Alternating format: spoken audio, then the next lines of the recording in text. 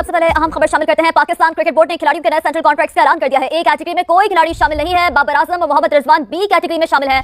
उसकी रीजन ये है क्योंकि इससे पहले जो ए कैटेगरी में थे उसमें रिजवान भी था, उसमें बाबर भी था। तो घबरा इस वजह से गए कि उन्होंने ये सोचा कि यार अगर इन दोनों को सबसे पहले तो एशिया कप से हमने बाहर किया जानबूझ के, जो मैं हमेशा कहता हूं जानबूझ के बाहर किया। क्रिकेट का तो परफॉर्मेंस का या स्ट्राइक रेट इसका तो कोई रीजन ही कोई नहीं है। उस पे लोगों ने इतना शोर मचाया और बाबर और जो सिलेक्शन कमेटी थी प्लस माइक हैसन जब प्रेस कॉन्फ्रेंस आके बात की, बिल्कुल घबराए हुए थे। नहीं बाबर कैसे बाहर हो गया, दो टोक बात करो, नहीं खिलाना दो टोक बात करो, मतलब दो टोक किया। खास बात यह है कि बाबर आजम, रिजवान, शहीन और जो ए लिस्ट में पाकिस्तान के क्रिकेटर्स थे जिनकी तनख्वाह 65,70,000 रुपए फी महीना थी, वो कम करके 45,52,000 रुपए करती है।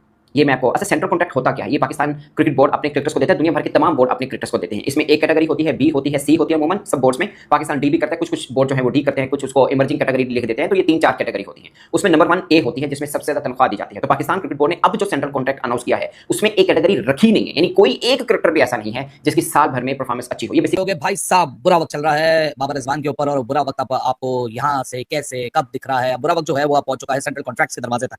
सेंट्रल कॉन्ट्रैक्ट से भी ड्रॉप हो गए, कैटेगरी ए से ड्रॉप हो गए। और ये कैटेगरी ए से ड्रॉप होना आसान काम नहीं है भाई। 20 लाख रुपए का मसला है। 20 लाख रुपए अगर आप डॉलर में भी कन्वर्ट करो तो 7-8 हजार डॉलर का फर्क पड़ जाता है। काफी अच्छे खासे पैसे हैं जो कि बाबर और रिजवान के आप काटे जाएंगे। दो ही थे वैसे प्लेयर हमारे सेंट्रल कॉन्ट्रैक्ट में। असूली देखे मैं बात करूं, मैंने 2-3 दिन से कहा था कि पाकिस्तान क्रिकेट बोर्ड में बहुत सारी चीजें गलत हैं, लेकिन ये जो एटलीस्ट सख्ती की जा रही है ना, it is one of the brightest point. क्योंकि भाई एक ऑर्गेनाइजेशन, एक प्लेयर, ये रिश्ता एक्चुअली माँ बाप जैसा रिश्ता होता है। अगर आप पेरेंट है तो अपने ऊपर के सोचें कि अगर आपका बच्चा बदतमीजी करे, आपका बच्चा, आप उसको पहले वार्निंग देते हैं, प्यार से समझाते हैं, एक गलती माफ करते हैं, 2 करते हैं, 10 गलती माफ करते हैं, लेकिन इवेंचुअली जब बात नहीं बनती तो फिर आप सख्ती करना शुरू कर देते हैं। और उसी तरीके की सख्ती पाकिस्तान क्रिकेट बोर्ड अपने बच्चे यानी बाबर और रिजवान के साथ कर रहा है कि नहीं भाई सब नहीं हो सकता। डिसेंट या चलो एवरेज स्ट्राइक रेट के साथ कुछ रन आपको बनाकर दे देगा तो व्हाई नॉट के इसके ऊपर कुछ काम किया जाए। कोई नहीं सर, कोई नहीं काम हुआ, वो उन्होंने थोड़ी देर दिया एज यूजुअल। तो अब उनका सोल्यूशन किया है कि बाबर आजम को बाहर कर दो। फेयर इनफ, ठीक है, कर दो बाहर, कर दो बाहर, क्या कर दिया। अब इनके ऊपर प्रेशर ये था कि अगर अब बाबर आजम को ए कैटेगरी से या रिजवान को उठा के अगर हम बी कैटेगरी में ले आते हैं और ए कैटेगरी में अपने पसंद के लोग ले आते हैं तो ये तो एक और अजाब बन जाएगा, ये तो मुश्किल हो जाएगी। तो मैं तो पाकिस्तान सिस्टम को, पाकिस्तान के लोगों को बहुत अच्छे तरीके से समझता हूँ किस तरह गेम खेलते हैं। इसमें क्या किया, इस सिलेक्शन कमेटी ने अपने आप को सेव किया कि नहीं जी हमने ए कैटेगरी खत्म कर दी और सबको, जितने भी सीनियर थे उनको सबको बी में लेके आ गए। ये इनकी बात भी पूरी हो गई, बी कैटेगरी के पैसे ही मिलेंगे सबको। और ए कैटेगरी हमने शुरू से ही बिल्कुल ही खत्म ही कर दी कि अब ये कह ही ना सके कि बाबर आजम और रिजवान को देखो जी हमने बी में कर दिया, बाकी तो इनसे फारिग प्लेयर जिनकी इतनी परफॉर्मेंस ही नहीं और नए लड़के उनको कुछ को ए कैटेगरी में हमने डाल दिया, तो देखो जी हमने खत्म कर दी चीज को। ये अपने आप को सेव भी किया, ठीक है। और बाबर आजम के जो फैन है या मैं भी, ठीक है, हम सबको हम सबका इन्होंने मुंह बंद करने की कोशिश की, देखिए बात कर, लेकिन हमारा मुंह कहां से बंद होता है, क्योंकि हमें पता डरपोक है, सिलेक्शन कमेटी डरपोक है। इस सिलेक्शन कमेटी को यह डर लगा हुआ है कि यार अगर हमने बाबर आजम को ए कैटेगरी से उठा के बी कैटेगरी में डाल दिया तो कहीं वो T20 क्रिकेट से रिटायरमेंट ही ना ले ले।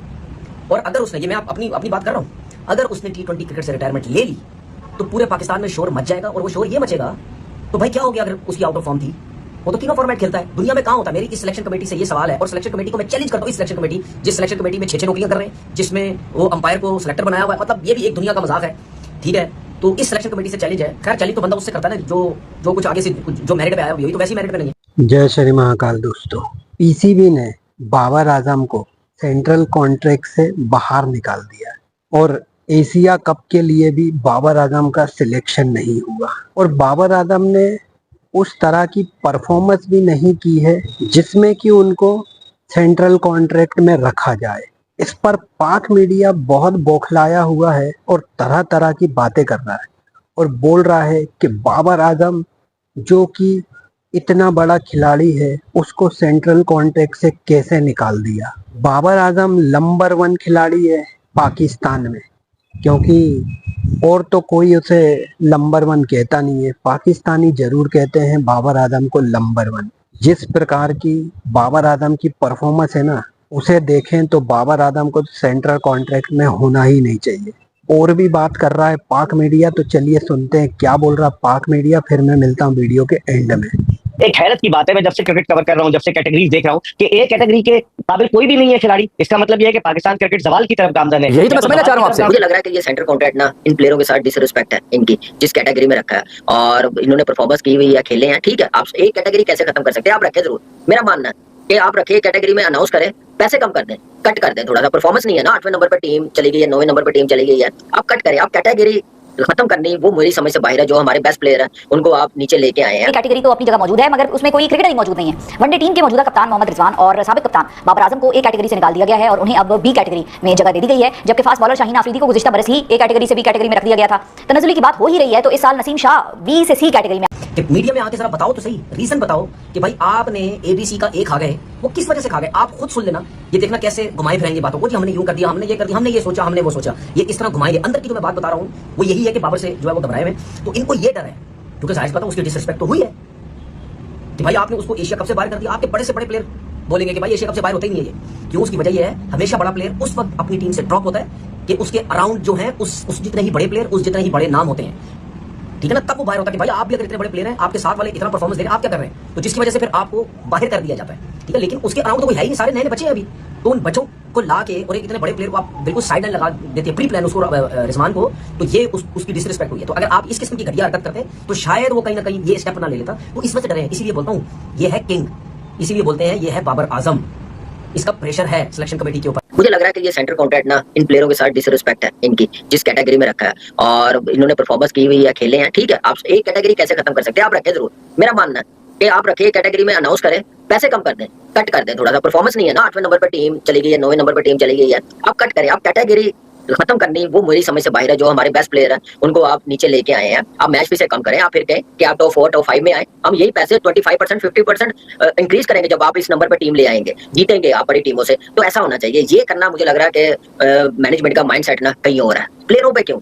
या हाई मैनेजमेंट उनका कोई रोल नहीं है? क्या उनका हाथ नहीं है पाकिस्तान की यहाँ तक क्रिकेट को जानने में? उनका कौन इंतजाम करेगा? उनको डिमोट कौन करेगा? मुझे एक बात बताएं ना। तो ये ज्यादती है बाबर के साथ, रिजवान के साथ, शाहीन के साथ। फिर ऐसे जम मारे हैं जो खेल नहीं रहे, जो फिट नहीं है, उनको हाई कैटेगरी दी हुई है बी जैसे। अब टॉप पे बी है ना, ये तो खत्म हो गई है, कोई प्लेयर नहीं है। तो मुझे समझ नहीं आई क्या माइंडसेट के साथ सेंटर कॉन्ट्रैक्ट अनाउंस किया। और मुझे लग रहा है जैसे टीम एशिया कप की अनाउंस किया ना, बगैर सोचे समझे, आगे का सोच के, पिवट का सोच के, ऐसे सेंटर कॉन्ट्रैक्ट अनाउंस किया। तो मेरे ख्याल से ये प्लेयरों को टॉप कैटेगरी देनी चाहिए थे 4-5। और बी में जैसे शदाब कमबैक किया, कोई इतनी बड़ी परफॉर्मेंस नहीं है, बी में रखा। हसन अली आया, कमबैक किया, एक मैच में अच्छी परफॉर्मेंस की। सीनियर अपनी जगह, जिसका कमबैक होता है एकदम से जंप नहीं मारता। आपका टेस्ट का कप्तान सी में है, आपका टेस्ट का ओपनर जो रेगुलर खेलने वाला वो सी में है। तो मुझे समझ नहीं आ रही पॉलिसी क्या थी ये सेंटर कॉन्ट्रैक्ट देने की। साफ नजर आ रहा है कि जो फेवरेट है वो टॉप कैटेगरी में उनको नवाजा। जैसा कि सुना आपने दोस्तों, बाबर आजम को नंबर 1 खिलाड़ी बताया जा रहा है और पाकिस्तानी लोग बाबर आजम की बराबरी विराट कोहली से करते हैं, जो कि जमीन आसमान का फर्क है।